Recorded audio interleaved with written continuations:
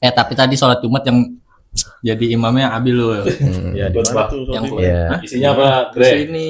Kagak sholat Jumat Bi. Iya, Bi. Sholat Jumat. Kita setujuan. Dia sholat Jumatnya mungkin di Istiqlal. Kejauhan. Hampir sholat asar ya. Tapi saya emang nggak percaya sama dia. Enggak. Saya emang lebih percaya Ronaldo tinggal di Garut daripada sama dia. Enggak, dia sholat Jumat tadi di Kubah Emas. Di Kubah Emas. Iya, dia di Kubah Emas itu. Ini sendal. Di atas. Bukan gue yang dicorong sama siapa. Sendal Firaun. Tutup pijon. Kaleng Pokari. Belum. Pisang Alkers. Baru dia kan nonton ya. Habis sponsor dong habis ya. Pisang. Ya. Enak dah pokoknya. Baik, subscribe kita. Pisang apa yang ada di Jakarta? Pisang Gerahan. Ya.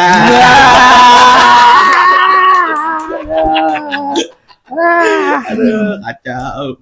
Aduh, perasaan gue enggak tebak-tebakan dah. Nasi depan rumah sakit. Kapau. Padang.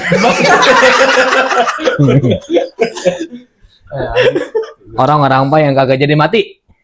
Orang nggak jadi. udah jadi. RT Suri. Parah deh. Emang iya. Nah, orang kali jadi mati namanya mati suri. Parah banget, orang tua, parah banget. Anak kan cuma mancing doang. Tapi Bi, ngomong-ngomong tadi Firaun, dia nggak punya keturunan nih Bi ya? Ya turunan ada. Bukannya dia nggak nikah Bi, maksudnya gitu. Nih, Firaun.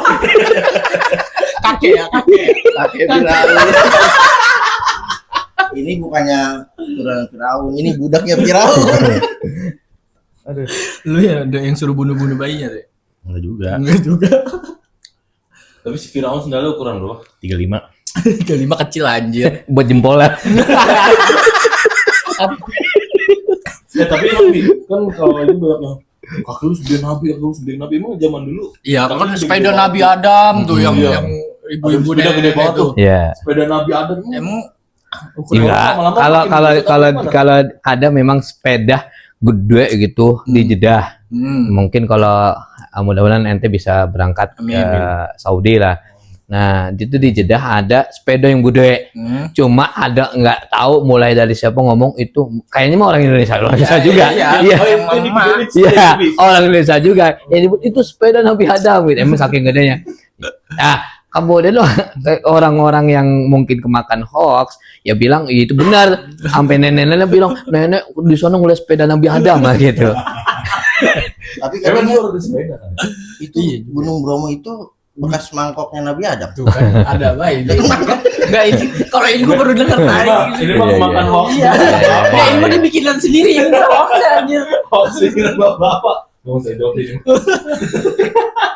Nggak, tapi emang ukuran Abangnya Kamal.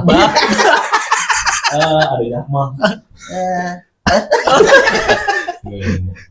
Nggak, tapi emang orang dulu gitu emang gede-gede Bi apa? Ya, jadi Tinggi gitu. jadi dari zaman Nabi Adam itu dikenal sampai berapa hasta lah. Kemudian makin kemari makin mengkerucut ya makin kecil gitu ya. Kecil itu standar lah.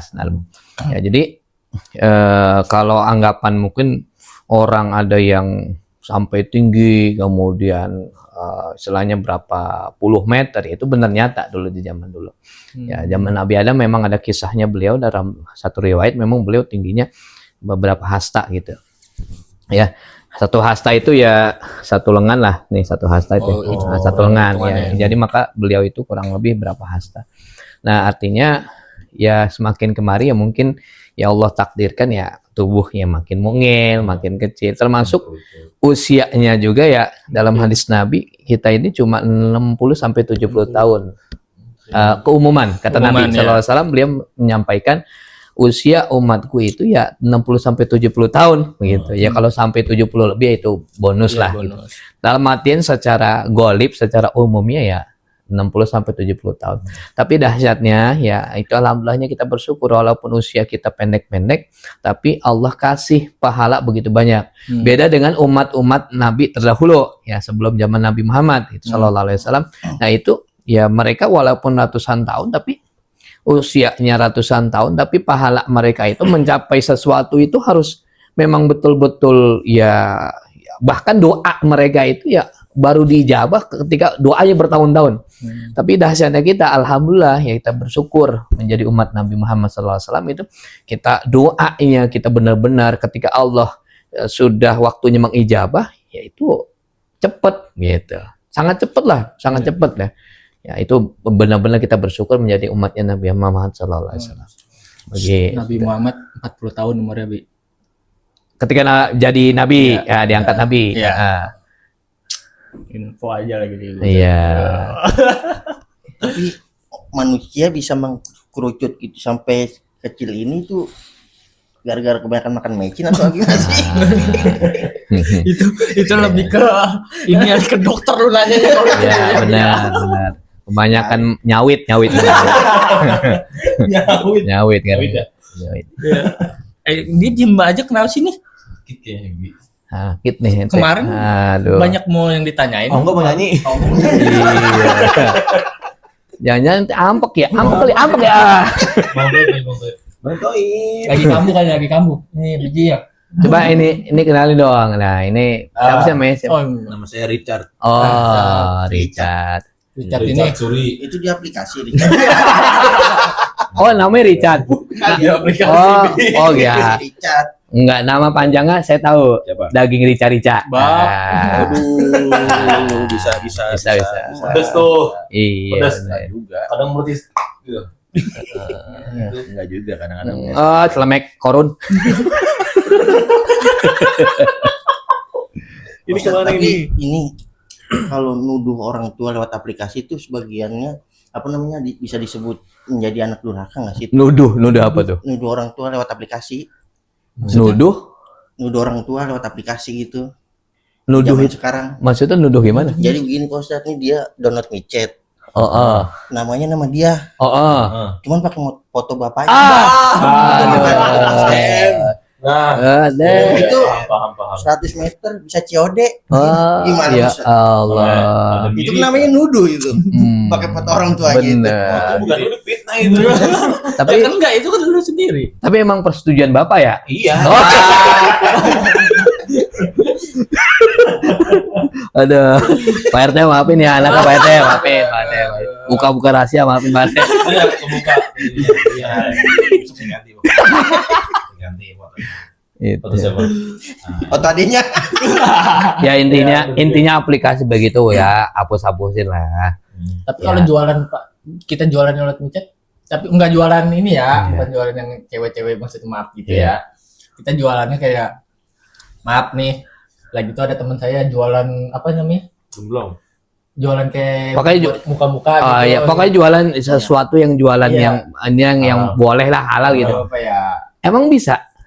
Ya nggak tahu sih itu Iya. cuma dia memasarkan Salah doang. sesuatu yang aplikasi yang dasarnya memang buat maksiat, rasanya susah sih kalau buat diisi dengan yang bagus-bagus. Orang juga tujuannya pakai aplikasi itu. Ya, tujuan buat maksiat, buat itu, maksiat. bukan buat belanja. Iya. Kemarin nih udah saya suruh hapus nih, hapus nih bulan Kalau Ramadan. berpuasa libur Kata dulu. dia, banyak promonya bulan Ramadan. Iya, benar. Promo bulan Ramadan. Ya, Benar. ujung-ujungnya gue download juga. Tapi Agak bohong-bohong. Jadi ini memang dua bintang tamu gua ini bangor. pengguna aplikasi itu. Iya, itu langganan di Kelas member Iya. member VIP. Mohon maaf ya, binatang tamu kita hari ini ya. kurang. Iya. Benar maafin. Diam aja, coba ngomong dong. Cek. Makan roti dulu ya. Tapi kalau misalkan kita nih ya di kamar mandi gitu kan kadang-kadang suka bawa HP gitu ya kalau lagi buang air besar gitu ya. Kita kadang-kadang kan suka bete gitu nonton TikTok, scroll terus kayak ada keluar orang baca Al-Qur'an, terus apa ada ustadz ceramah kayak gitu. Hukumnya gimana tuh, Bi? Ya, jadi ukurannya begini. Itu kan tempat kotor dan bahkan sebenarnya itu dianjurkan agar bersegera untuk menyelesaikan. Kalau kita hajat di situ kan buang hajat, misalkan ya BAK, BAB gitu. Untuk menyegerakan. Ya, karena itu bukan tempat yang bagus, bukan tempat yang layak untuk kita melakukan suatu kebaikan.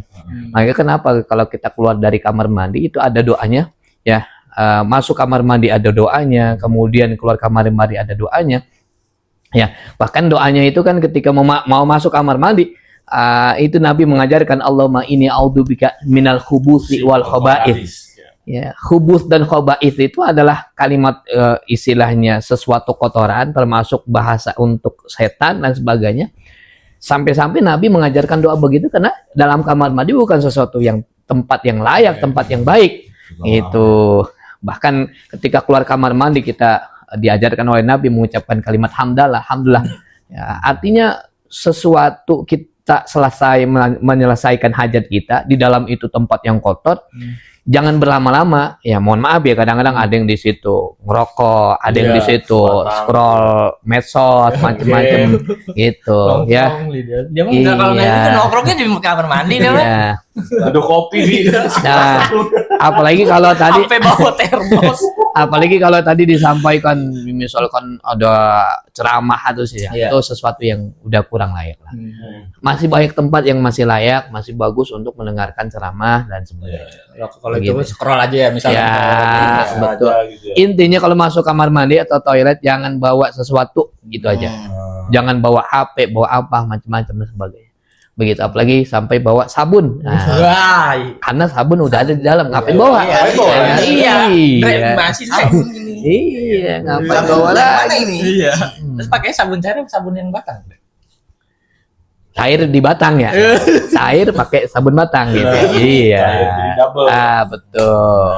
Mandinya pakai odol ini. Dingin. Benar. Saya mau nanya, Bi. Iya. Apa tuh? Ketika bulan puasa, selama bulan puasa ini dia nggak pernah sholat dan tidur mulu tuh. Tapi ikut puasa. Apa hukumnya, Bi? Ya.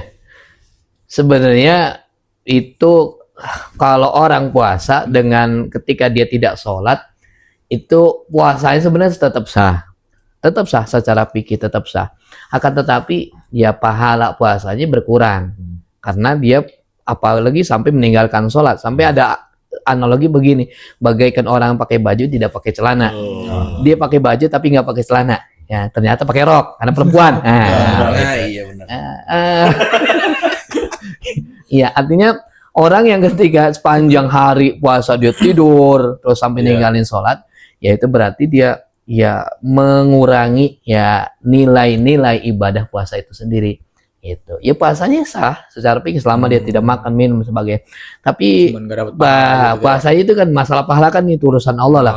Tapi paling tidak dia kalau ukuran dia ketika puasa tidur terus sampai bahkan meninggalkan sholat, yaitu ya puasanya tidak ada faedahnya. Begitu. Kalau sudah tidak ada faedah, apa yang bisa dia dapatkan? Ya otomatis secara realitas logikanya dia nggak dapat pahala dong kan begitu. Dibanding orang yang ketika puasa banyak amaliyahnya baca Quran, kemudian dia mungkin beraktivitas seperti biasa. Mungkin yang kerja ya kerja, yang sekolah, yang usaha kan gitu. Ya itu ada nilainya, ada nilai. Ya dibanding orang yang ketika sepanjang hari puasa dia tidur terus begitu. Nah, kalau yang ngomongin kerjaan tadi, Bi, gimana kalau misalkan yang kerjanya nih jadi ojek online? Kan kita sih kadang dapat orderan, takutnya lah cewek-cewek gitu kan. Iya. Iya, terus Takutnya jadi apa? Misalkan kita nganterin dia dari satu tempat ke tempat yang buat dia maksiat nih, Bi. Nah, Gimana? itu hukum buat si pengantarnya itu gimana, Bi? kalau tahu berarti jangan diantar, dosa. Tapi udah di Ya kalau dia nggak tahu nggak masalah. Udah terlanjur tapi dia nggak mungkin nggak tahu nih kalau dia. Kalau dia nggak mungkin nggak tahu nih. Pura-pura nggak tahu. Ya, jadi itu bagaikan orang yang apa namanya setuju ya, setuju dengan kemaksiatan. Makanya kan dalam Al-Quran disebutkan wa ta'awanu 'alal birri wat taqwa wa la ta'awanu 'alal itsmi wal udwan. Saling tolong menolong kalian ya dalam urusan kebaikan dan urusan takwaan, dan jangan saling tolong menolong dalam urusan apa? Dosa dan permusuhan. Ya itu kan termasuk dosa, nganterin orang ke tempat yang maksiat. Andai kata nggak tahu ya nggak dosa. Tapi kalau sudah tahu, ya saya kurang paham apakah di aplikasi tersebut dijelaskan kan sudah begini. kan kadang begini, ada orang titik itu misalkan nih di Kemang, kan nggak semua tempat Kemang itu maksiat misalkan kan. Ada Ya, masjid juga. bisa aja ada tempat macam dan sebagainya. Tapi kita udah tahu nih orang misalkan emang benar-benar ini, ya dia anggaplah pekerja seks komersil dan sebagainya. Kemudian dia minta diantarkan ke tempat itu dan sebagainya. Itu ya kita haram untuk yang namanya mengantarkannya. Termasuk begini, kalau yang orderan makanan online misalkan. Kalau misalkan orderannya adalah makan makanan yang haram untuk kita ambil tuh orderan. Ya, misalkan apa minuman keras, kadang-kadang kan gitu. Ya, jadi sebisa mungkin lah kita hindarkan, karena sesuatu yang saling tolong-menolong dalam urusan dosa itu ya ikut kena dosanya. Ya, hindari aja. Ya walaupun udah di pertengahan jalan juga ya, Bi. Ya kalau udah pertengahan turun kan sekarang begini prinsipnya. Emang iya, saya kurang paham juga kalau emang ini coba Anda yang Coba sebagai pengalaman Ya. Numpang naik nih. Ya, ya. Kayak jalan tengah-tengah jalan. Mbak mau kemana Mbak? Saya mau ke Klub. Transmart. Transmart. Habis itu belok ya Mas ke Transit. Gitu. Ah, Gimana itu? ya udah anterin aja sampai selesaikan, Saya- terus saya besok-besok boleh ikut. pilih-pilih. Nah, begitu. Itu Kalau besok-besok panggil saya. Ya. Saya juga. Tetap kita nggak boleh. Ya nggak boleh. Artinya begini, yang bisa memahami dan bisa mengetahui kalau itu tempat yang terlarang atau tidak, ente sebagai ya artinya yang pengantar lah gitu.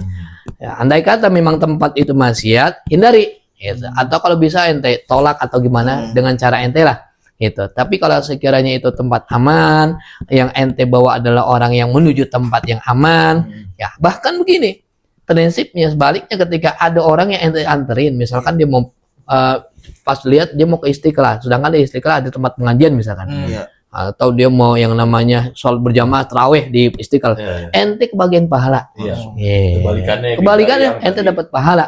Artinya ente mengantarkan orang untuk berbuat baik.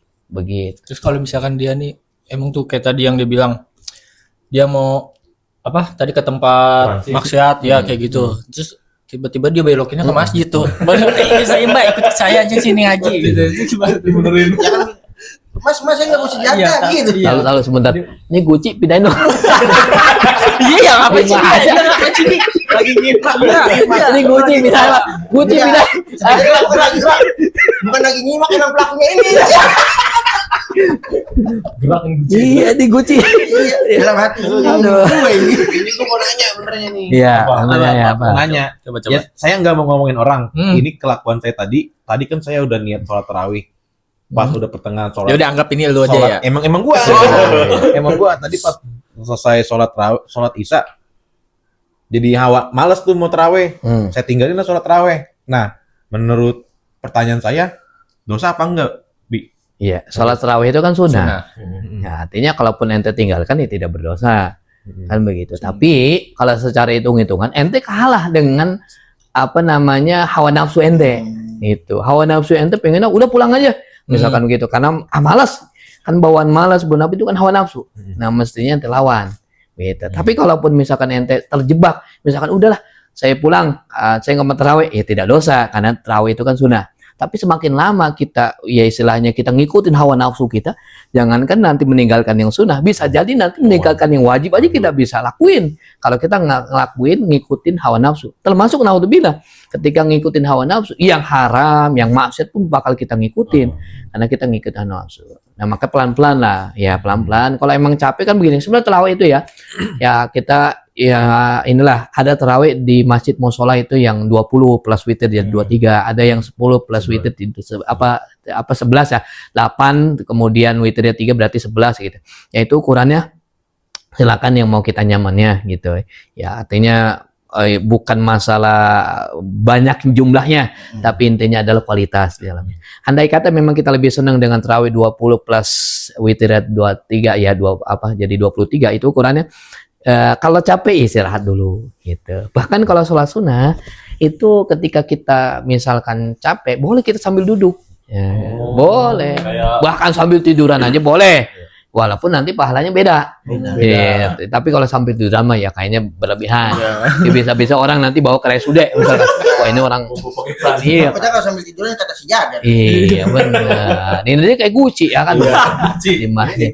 Iya. Oh, berarti kalau misalkan kita udah capek nih, boleh tuh dilaksanain dengan duduk. Duduk dengan duduk. Itu khusus sholat sunnah ya. Tapi Nah, tapi kalau sholat fardu itu wajib hukumnya berdiri bagi yang mampu. Nah, gitu. Tapi kalau yang namanya sholat sunnah, ketika dia sehat atau dia kurang sehat, dia boleh sambil duduk.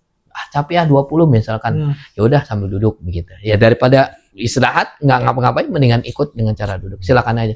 Jadi nggak ada alasan istilahnya meninggalkan terawih di masjid atau musola. Bahkan ini sebenarnya kita ngejar syiar ya.